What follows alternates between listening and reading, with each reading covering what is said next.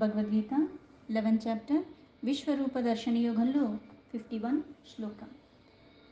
అర్జున ఉవాచ దృష్ట్వేదం మానుషం రూపం తవ సౌమ్యం జనార్దన ఇదానీం అస్మి సంవృత్తః సచేతాః ప్రకృతిం గతః.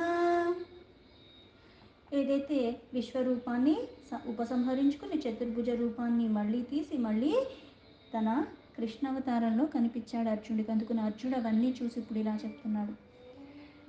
దృష్ట్వేదం అంటే చూసిన తర్వాత, అంటే కళ్ళు తెరువు, అంత భయానికి లోబడక్కర్లేదనే చతుర్భుజ రూపాన్ని చూపించాడు. మళ్ళీ తన సౌమ్యమైన తన మానవ రూపాన్ని చూపించాడు. అందుకే ఆ మానవ రూపాన్ని దృష్ట్వా వేదం, అది చూసిన తర్వాత, అది కూడా ఏం రూపం? మానుషం రూపం. అంటే ఆ ఉద్వేగం కానీ ఆ బాధ కానీ ఇవన్నీ తొలగిపోయినాయి. పైగా ఎప్పటికైతే నేను చిన్నప్పటి నుంచి బాగా అలవాటుగా బాధ వచ్చినా, సంతోషం వచ్చినా, ఏదొచ్చినా, కోపం వచ్చినా సరే ఎప్పుడూ చెప్పుకునే రూపాన్ని మళ్ళీ ఎప్పుడైతే మళ్ళీ చూడగలిగాడో కాస్త ఇంకా ఊరట కలిగింది ఈ మానవ రూపాన్ని చూసి అర్జునుడికి. అందుకే తవ సౌమ్యం జనార్దన, అందుకే ఓ కృష్ణ, నీ యొక్క ఈ సౌమ్యమైన రూపం, అంటే ఇంతకుముందు రూపంలో ఏదైతే విరాట రూపంలో ఉగ్ర రూపాన్ని చూశాను, అన్నీ లయమైపోతున్నాయి. ఇప్పుడు కొన్ని జరగాలంటే ఇప్పుడు మన శరీరంలో కూడా కొన్ని కణాలు చచ్చిపోతూనే ఉంటాయి, కొన్ని అన్నవి పుట్టుకొస్తూనే ఉంటాయి. ఒక ప్రక్రియ అనేది జరుగుతూనే ఉంటుంది సృష్టిలో భాగంగా, సహజంగానే. పోతూనే ఉంటాయి, వస్తూనే ఉంటాయి. కాకపోతే మనకు రావటాన్ని స్వీకరించినంత తేలిగ్గా పోవటాన్ని స్వీకరించము. జననాన్ని స్వీకరించినట్టుగా మరణాన్ని స్వీకరించము.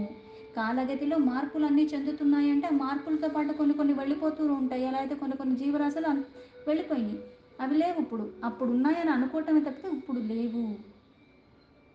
కానీ ఇక్కడ ఏదైతే విరాట రూపాన్ని అర్హత లేకపోయినా, పాత్రత లేకపోయినా కరుణించి నా మీద వాత్సల్యంతో చూపించావు అన్న భక్తిభావం ఎలా అయితే ఉందో, ఇప్పుడు కూడా అది నేను చూడలేకపోతున్నానంటేసరికి మళ్ళీ చతుర్భుజ రూపాన్ని చూడాలన్న కోరిక ఉందంటే దాన్ని చూపించావు.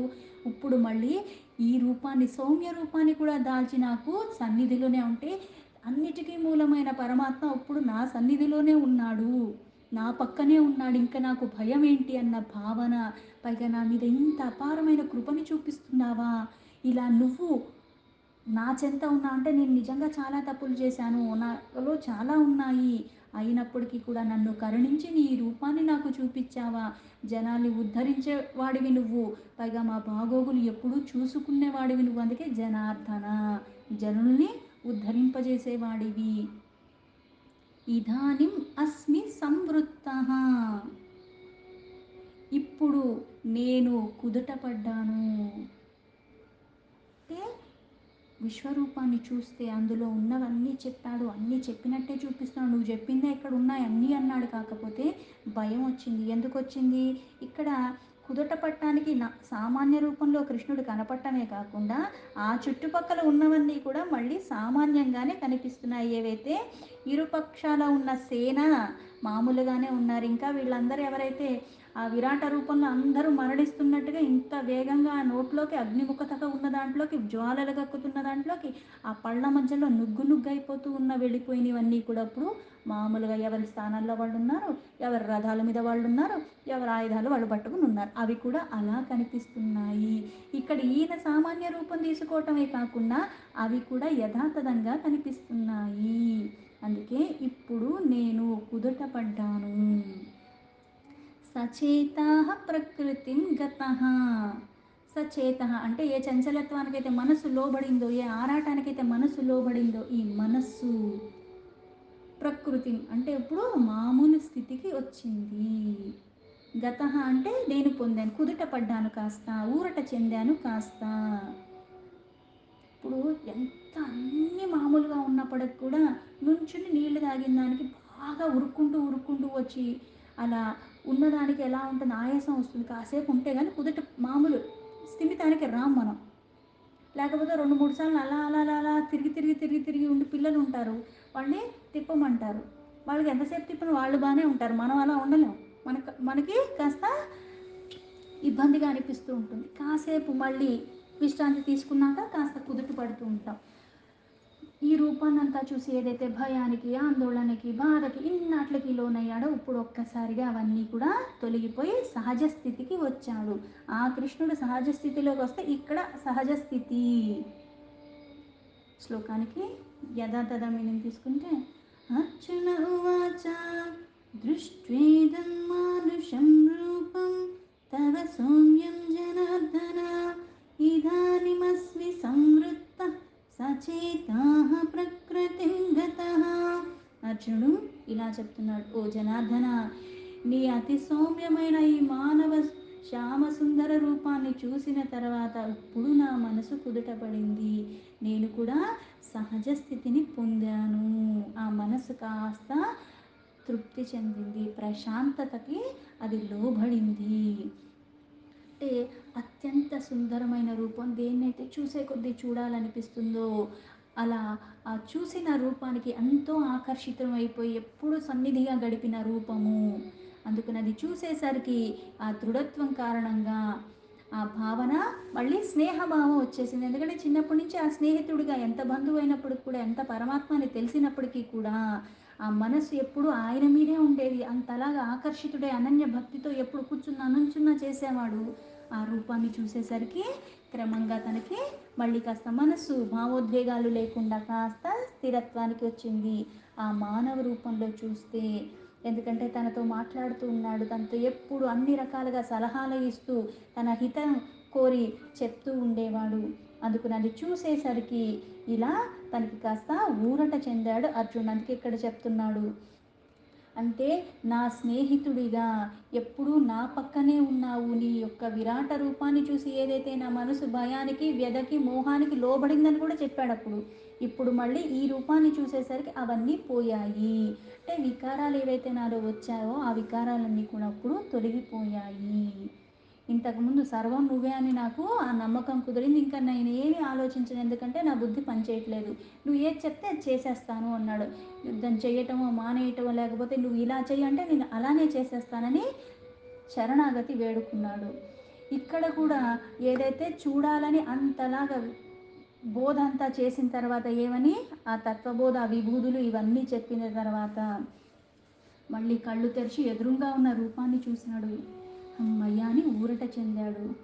ఇప్పుడు మళ్ళీ తన బంధువర్గం కానీ వీళ్ళెవ్వరూ కూడా అక్కడ ఏమీ అవ్వట్లేదు. పైగా ప్రశాంతంగా వాళ్ళందరూ కూడా వాళ్ళ వాళ్ళ స్థానంలోనే ఉన్నారు. ఇక్కడ మళ్ళీ ఆ కృష్ణుడు కూడా ఎలా ఉన్నాడు, ఆ ఉగ్ర రూపంలో లేడు, చిరునవ్వు నవ్వుతూ ఉన్నాడు. కళ్ళెదురుగా తను కనిపించేసరికి భయం గియం అన్నీ పోయాయి. ఎలా అయితే చిన్నపిల్లాడు ఉంటాడు, ఏదో చీకట్లో లైట్ లేనంత మాత్రాన వాడికి ఉలిక్కిపడి లేచినంత మాత్రాన ఏదో గాలికి కట్టెనూగినా సరే వాడికి భయం వేసిపోతుందమ్మా అంటాడు. అదే చీకటి ఇంకా లైట్ లేదు, అమ్మ వచ్చి ఏమ్మా అని చెప్తుంది. ఆ గొంతు వినగానే ఇంకా రూపం కనిపించట్లే చీకట్లో, గొంతు వినగానే అమ్మే కదా అని అమ్మా ఇక్కడ రా అంట. అంటే కాస్త భయం పోయింది. అమ్మ దగ్గరికి వచ్చి పట్టుకునేసరికి ఆ స్పర్శ తగిలేసరికి అమ్మ అని తెలిసేసరికి ఏమవుతుంది, ఇంకా అసలు భయం అనిపిస్తుంది, మా అమ్మ ఉంది కదా అనుకుంటాం. అలాగే ఇక్కడ ఆ కృష్ణ రూపాన్ని చూసేసరికి ఎలా అయితే చంద్రుడు ఎలా ఉంటాడంటే ఉగ్రస్థాయి ఉన్న భయం ఇవన్నీ కూడా తొలగిపోయి కాస్త ప్రశాంతతకి లోనయ్యాడు. ఇక్కడ చతుర్భుజాలను చూసినా సరే కృష్ణుడిలాగా కాదు,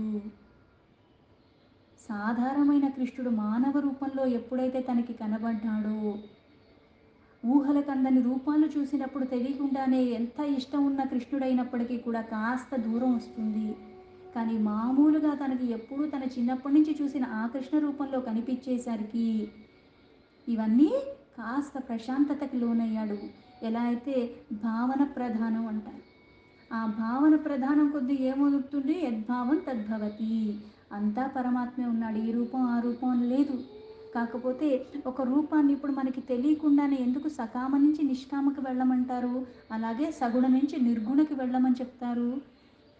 చెయ్యగా చెయ్యగా ఆ పరిపక్వత వస్తుంది. అలాగే సులభంగా ఉండటానికి, మనకు ఆరాధించటానికి వీలుగా ఉండటానికి ఒక రూపాన్ని తీసుకుంటాం, ఒక నామాన్ని తీసుకుంటాం. అన్నీ పరమాత్మ ఈ నామాన్ని చేస్తున్నాను కాబట్టి ఇంకో నామం తక్కువ అనటానికి లేదు, మళ్ళీ ఇది గొప్పది అది అసలు దీంతో సమానం కాదని కానీ తూలనాడటానికి కూడా సరిపోదు. భావన. ఆ విశ్వమంతా తనలో ఉన్నట్టుగా చూపించినంత మాత్రాన మళ్ళీ ఇక్కడ కృష్ణుడిలో చూపించాడు కాబట్టి ఇక్కడ శివుడు కూడా తక్కువ అనటానికి కూడా వీలు లేదు. ఎలా అయితే మనకి శివపురాణాన్ని తీసుకున్నా, ఇంకా ఇతర పురాణాల్లో అందరిలో అంతర్లీనంగా ఉన్న కొన్ని కొన్ని ఉపాఖ్యానాలు చదివినా మనకి ఆ భేదం అర్థమవుతుంది. చాలా సందర్భంలో కృష్ణుడికి శివుడికి యుద్ధం జరుగుతుంది. అంత మాత్రం చేత వీళ్ళు ఎక్కువ వాళ్ళు ఎక్కువ, వీళ్ళ బలం ఎక్కువ వాళ్ళ బలం తక్కువ అంటామా?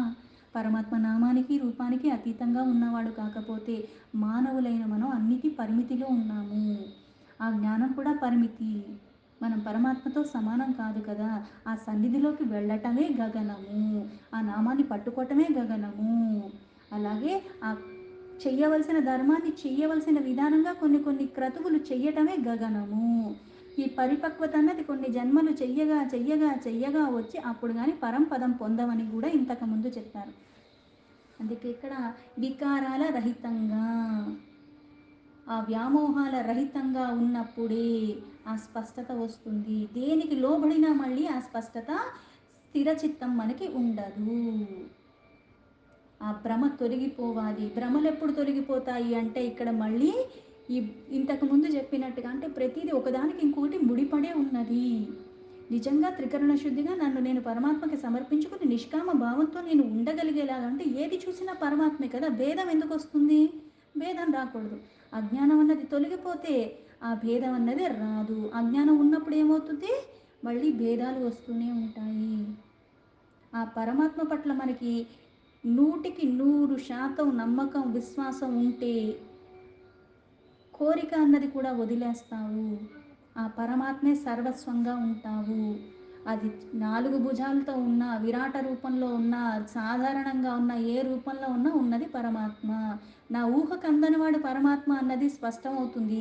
అలాగే ఊహాలోకంలో కాకుండా కర్మలు చేసుకుంటూ కర్మల్ని తొలగించుకుని భవబంధనాల నుంచి నేను ఉద్ధరింపబడాలి అంటే ఆ పరమాత్మను అలా పట్టుకోవాలన్న విశ్వాసంతో ఆ భావనతో ఉండాలి.